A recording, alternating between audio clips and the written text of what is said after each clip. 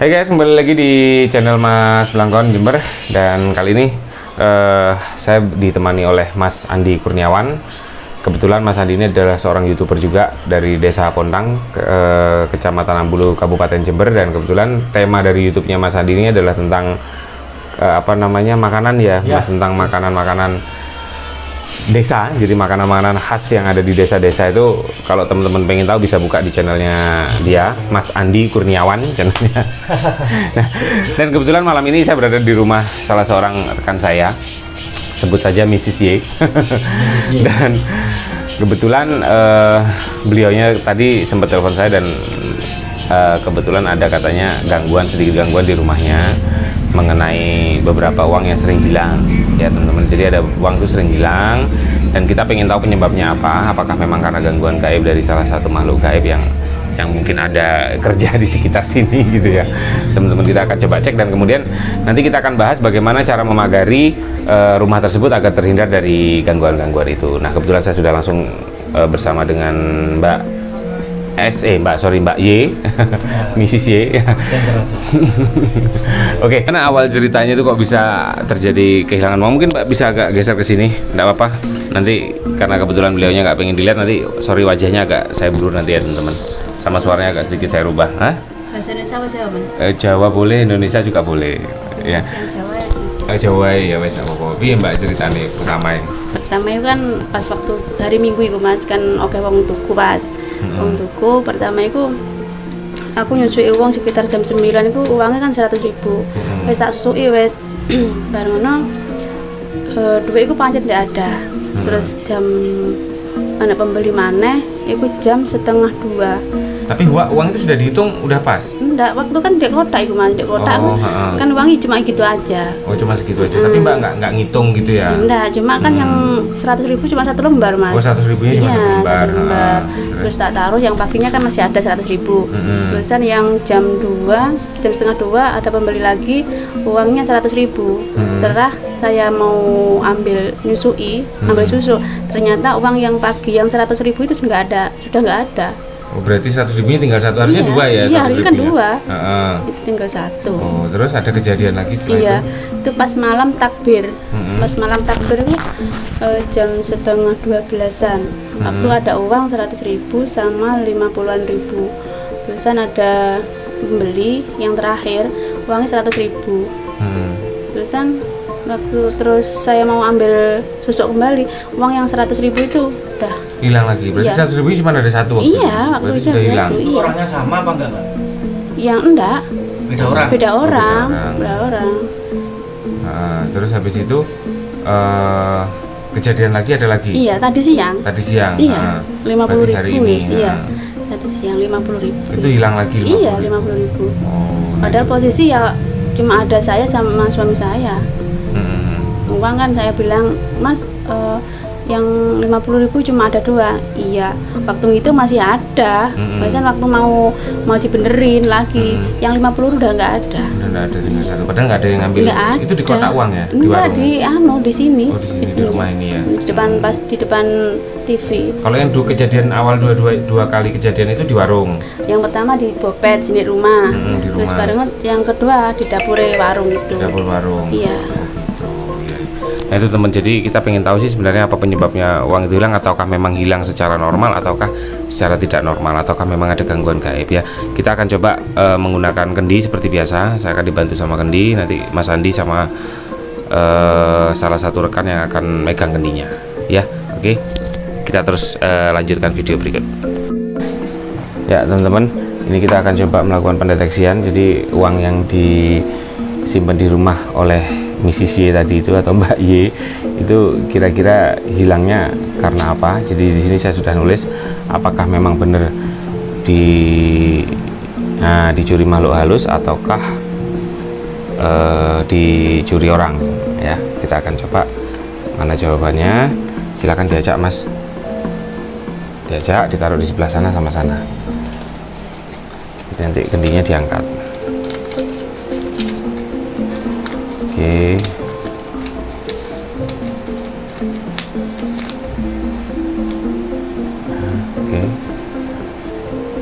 Ya. Kelihatan? Oke. Sip. Oke, monggo diangkat sorry.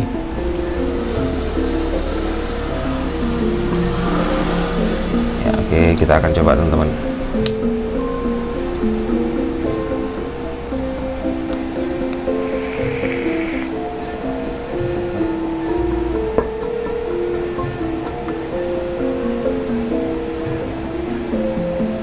Berhenti kayak Mas Ri tadi. Berhenti ya? Coba Mbak. Mandek kayak mau. Nek getarannya emang rotok getar. Coba sekali lagi ya, muter. Tunjukkan yang kenceng.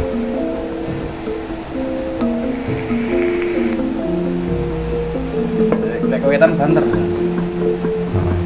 Harusnya nek pengen mandek neng gini kudune mandekin neng gini mau. Kan ngono alon.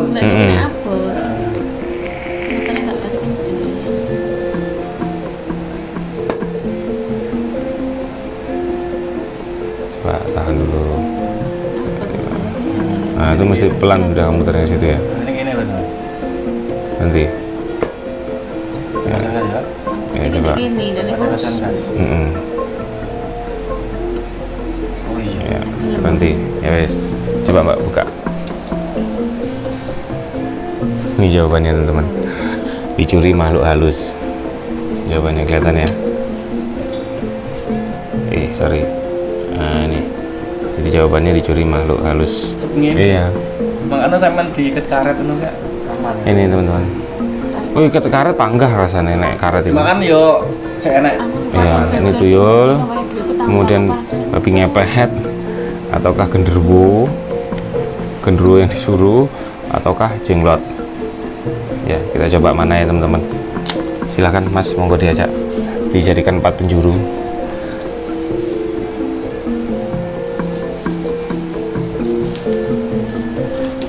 Oke. Tolong Mbak, pucuk kendinya dihadapkan ke saya. Seret. Diputar. Iya, oke.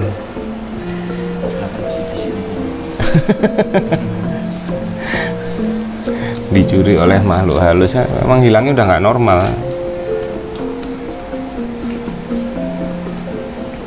Dan sering. Ini tanpa diracik ya, tanpa diracik. Masuk Rono Mas, pengen ketok. Ini. Masuk, ya sip. Oke. Oke. Di belakang. Oke, satunya di sebelah. Yuk diangkat, kita pengen tahu sebenarnya makhluk halus apa sih yang mencuri.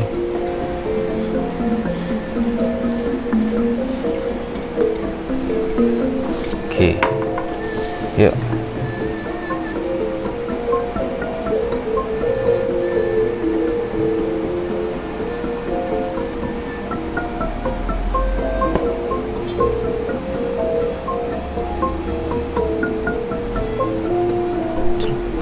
Itu tuh jawabannya sih benar.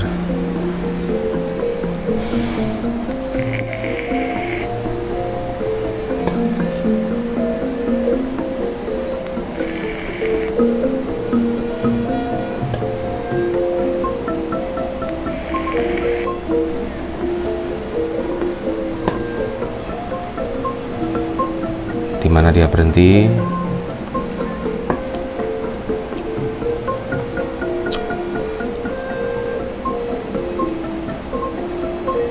Masih terasa?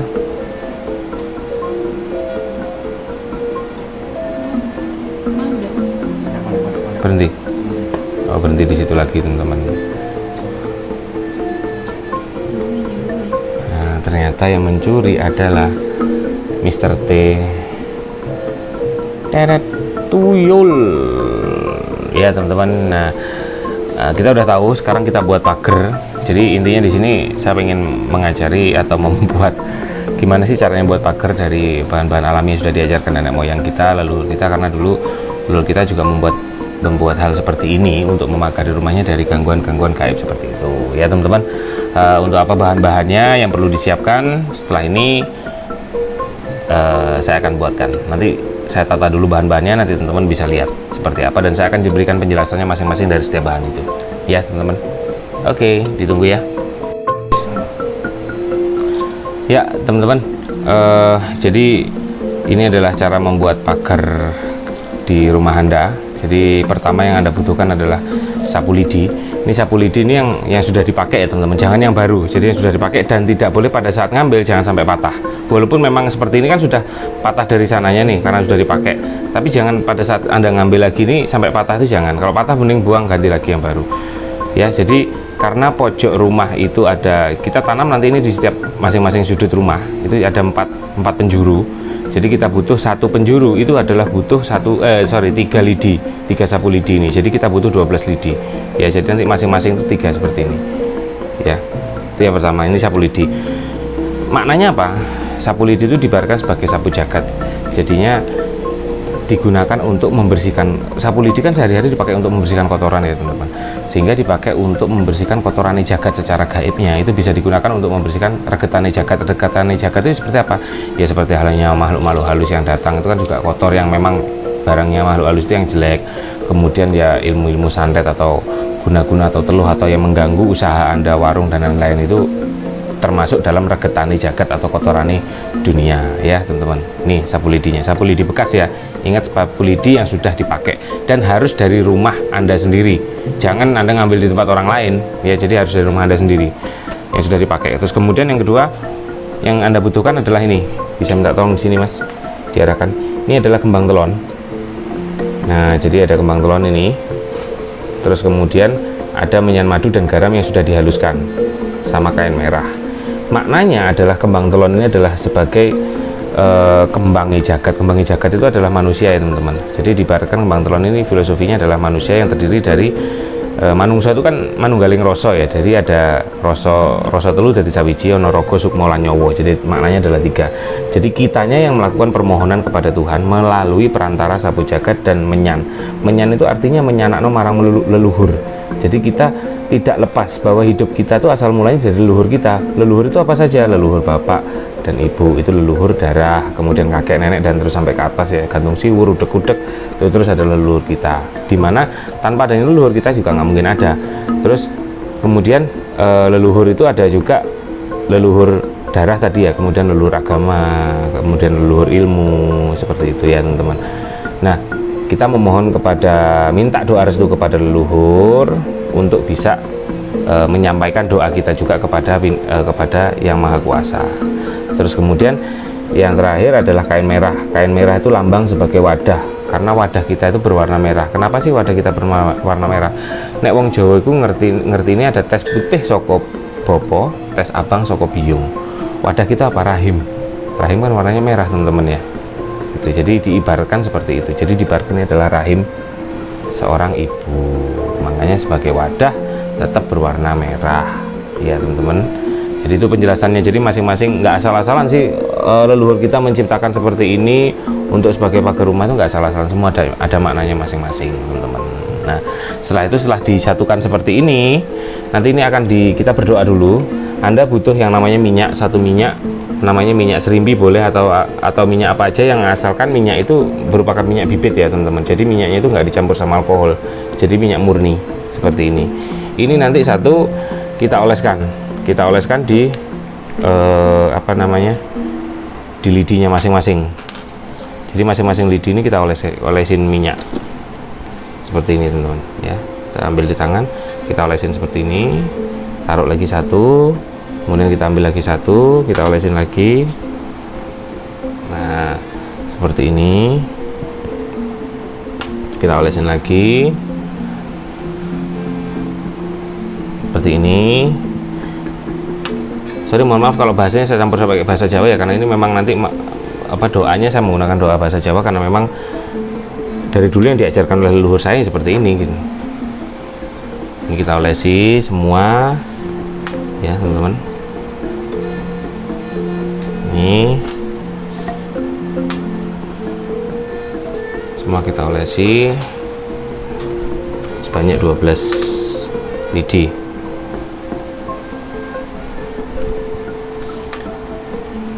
Oke, apa mau di skip dulu Mas? Nggak apa-apa, nggak usah. Oke, nanti dicepetin aja ya. Oke. Nah, seperti ini teman. Setelah diolesi satu persatu, barulah kita olesin minyak itu tadi ke tangan Anda. Ini sebagai perlambang kita memohon doa, bahwa doa yang kita sampaikan itu kepada Tuhan melalui perantara para leluhur itu kita masukkan ke dalam minyak madu. Ini sebagai pagar gaibnya, ini sebagai pengusirnya. Ya, ibaratnya seperti untuk membersihkan kotorannya, ini sebagai pagarnya agar tidak masuk ke dalam rumah Anda serangan-serangan gaib atau apapun itu, ya. Jadi kita berdoa dulu, nanti niat doanya saya akan tuliskan di link deskripsi ya teman-teman ya, seperti apa niatnya. Oke, kita berdoa dulu karena saya biar fokus ya. Ya teman-teman, ini salah satu rekan saya mau mencoba untuk melakukan pemanggilan terhadap si tuyul itu tadi yang sudah mencuri. Kita coba, setelah itu kita cek sama kendi tuyulnya ada di sebelah mana, mau datang atau tidak. Kita akan coba yang sudah mencuri di rumah Mrs. Y.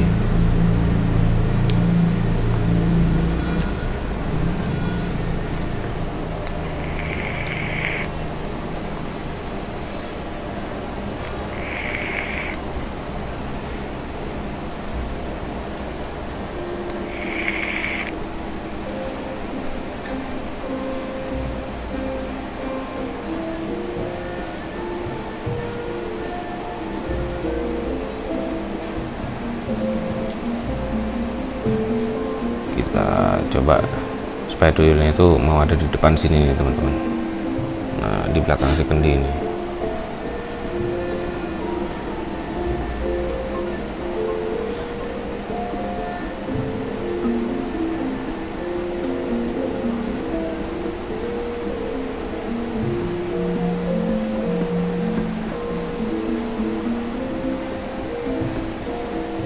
Gak kelihatan dihapusin.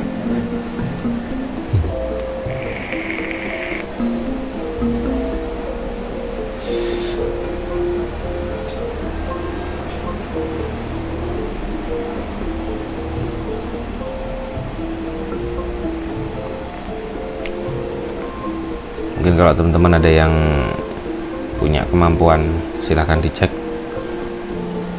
apakah tuyulnya datang beneran. Nanti kita akan coba dengan menggunakan kendi juga ya teman-teman. Ini cuman menurut rekan saya tadi nggak mau dekat dia, entah takut atau gimana ya.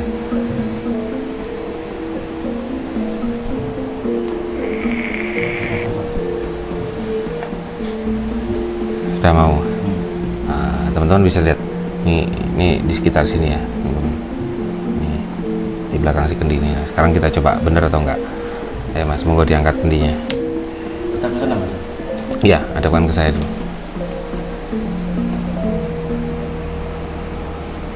Oke, kita coba teman-teman sebentar.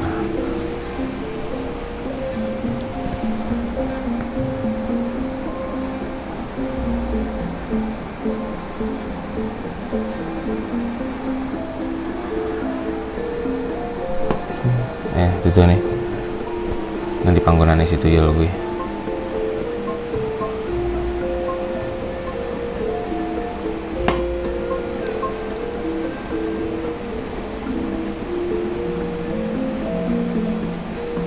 Itu nih sing kenceng di panggonan si tuyul.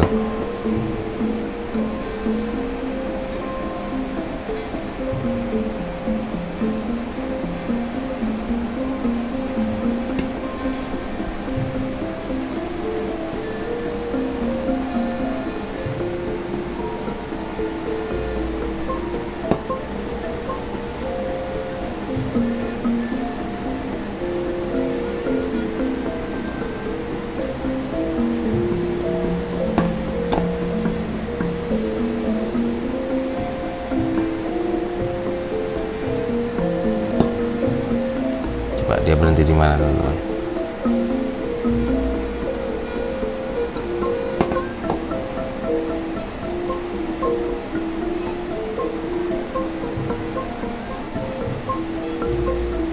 Ya, tolong tunjukkan di mana tempatnya si tuyul sekarang.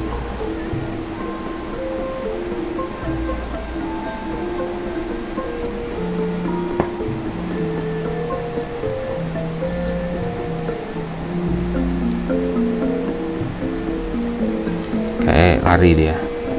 Ini kalau menurut saya dia lari teman-teman. Coba angkat lagi mbak. Ini nih arahnya di situ loh.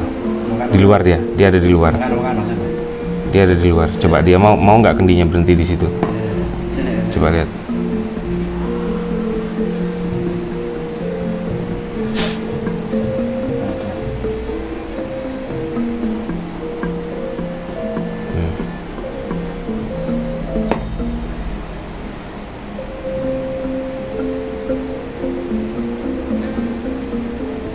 Masih muter, coba sekali lagi. Ayo angkat lagi. Tangan kau mas? Tangan kau kau? Oh? Tangan kau kau? Nggak oleh mas, itu tangan teman, tangan kanan. Iya capek memang. Kecil. Aslinya mau berhenti kayak menurut saya ini tetap di sini dia mas. Iya mas. Di luar nih. Maksudnya di sebelah pintu nih. Itu dia. Mungkin kena getaran nih tangannya sama, coba istirahat sebentar. Tangannya Mas Andi nggak kuat. Saya berhenti dulu teman-teman ya, sebentar ya. Ini kita coba panggil lagi ya teman-teman. Ini tetap di sini loh dia tuh. Ini loh teman-teman. Dia tuh nggak mau dibaliknya. Kan ada, teman-teman bisa lihat di sini kan ada kayak pohon tuh. Nah di baliknya tuh kalau teman-teman ada yang bisa ngelihat silakan nih. Sorry, kameranya ngeblur. Nah ini loh. Ya kecil. Nek tuyul itu bukan kecil seperti yang di botol gitu ya. Kalau menurut saya malah seperti cenderung seperti anak kecil. Kita jelaskan dulu mas. Nah ini mungkin dijelaskan sedikit nih. Ya settingan pasti barunya siapa. Ini cara usianya mungkin anak Yang kecil ini. Tahun. Mungkin cara mungkin usianya sekitar 6 tahun sampai 7 tahun segini lah tingginya sebenarnya, seginian lah, kurang lebih segini. Lah iku lek cara segi mripate mbak, mripate piye to? Beneran ireng ini cuma mekan. Mripate iki mekan, murup. Mripate murup tapi ngono murup. Mripate murup. Ngono. Lah iku mau mungkin memang dari daerah timur. Mungkin arah timur mungkin itu. Lah tak goreng ini gak gelem dipancing duit. Seret. Pancing duit mau gelem ning ngono, ora gelem lebu. Ceritane ngono. Prosesnya seperti itu guys. Jadi kalian yang bisa melihat-lihat monggo ditinggali, oke? Sini ya teman-teman masuk ya. Intinya sekarang biarin aja lah dia mau apa. Intinya biarin aja lah dia teman-teman. Yang penting ini loh lokasinya. Tuh ngeblur lagi. Kameranya ngeblur, tidak mau fokus. Nah ini loh di sekitar sini nih teman-teman. Biarin aja lah. Yang penting sekarang kita pageri biar tidak terjadi kehilangan. Sangoni keplak ya.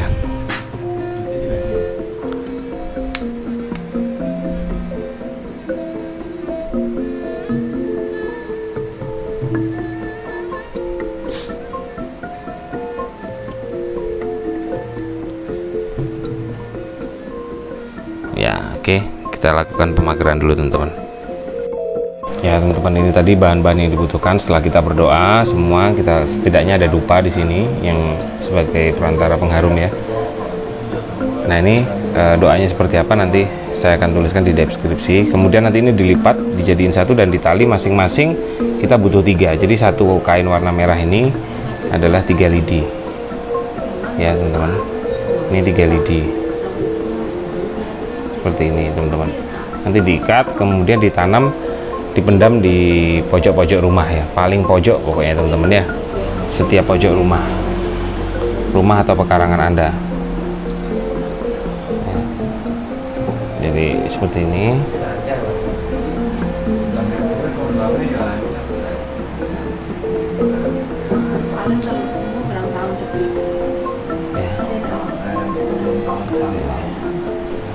ya teman-teman, seperti ini. Oke ya, selamat mencoba dan semoga Anda yang mengalami gangguan-gangguan gaib apapun itu bisa terhindar dengan cara seperti ini ya teman-teman. Terima kasih jika menurut Anda